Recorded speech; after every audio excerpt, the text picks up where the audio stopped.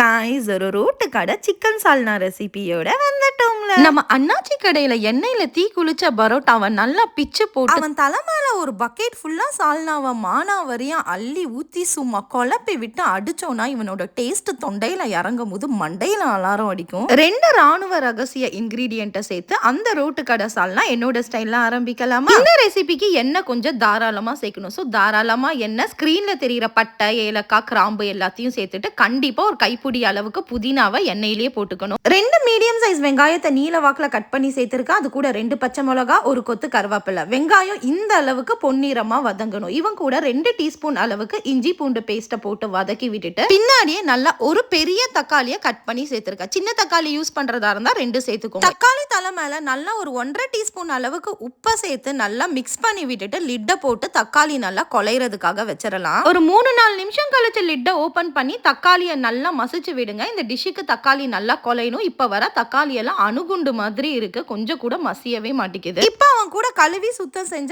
1/2 kilo அளவுக்கு எலும்பெல்லாம் இருக்கிற மாதிரி சிக்கனை எடுத்து நல்லா ஒரு தடவை மிக்ஸ் பண்ணி விட்டுட்டு இப்ப எல்லா பொடியும் சேர்த்துக்கலாம். ஸ்கிரீன்ல கொடுத்திருக்க சில்லி, மல்லி, மஞ்சள் கூட ஃபர்ஸ்ட் ராணுவ ரகசிய பொடி வந்து சிக்கன் மசாலா. எய்தர் வந்து சக்தி சிக்கன் மசாலா யூஸ் பண்ணுங்க, இல்லனா ஆச்சியோட மட்டன் மசாலா பவுடர் யூஸ் பண்ணுங்க. மசாலா எல்லாம் நல்லா சிக்கன் கூட பரட்டி விட்டு நல்லா ஒரு பெரிய கிளாஸ் அளவுக்கு தண்ணி சேர்த்து மிக்ஸ் பண்ணிக்கலாம். இப்போ 2வது ராணுவ ரகசிய பொருள் 1 டேபிள் ஸ்பூன் அளவுக்கு கடலை மாவு. கடலை மாவெல்லாம் யோசிக்க கூடாது, நல்லா கடலை மாவை கட்டி இல்லாம கரைச்சு விட்டு இது கூட சேர்த்துக்கலாம். கடலை மாவை சேர்த்துட்டு பின்னாடியே நல்லா 1 கப் அளவுக்கு தண்ணியே சேர்த்துக்கலாம். இந்த சால்னா நல்லா தண்ணியா தான் இருக்கும். ஸோ தாராளமாவே நம்ம இது கூட தண்ணியை ஆட் பண்ணிக்கலாம். இந்த டிஷ்ஷுக்கு ஒரு 1.5 டீஸ்பூன் அளவுக்கு உப்பை சேர்த்துட்டு இப்போ ஒரு கைப்பிடி அளவுக்கு தேங்காவை நல்லா மிக்சியில போட்டு அரைச்சி எடுத்துட்டு வந்துடலாம். கண்டிப்பா இந்த சால்னாவை குக்கர்லயே செய்யுங்க. நல்லா இந்த மாதிரி கொதி வந்ததுக்கு அப்புறமா உன் தலை மேல கொஞ்சமா கொத்தமல்லியும் புதினாவும் போட்டு அப்படியே லிட்டை போட்டு ஒரு 2 விசிலுக்கு வச்சு எடுத்துக்கலாம். ப்ரெஷர்லாம் போனதுக்கு அப்புறம் லிட்டை ஓபன் பண்ணி பார்த்தோம்னா நம்ம சால்னா எண்ணெய் எல்லாம் விட்டு சோக்கா ரெடி ஆயிட்டாப்ல.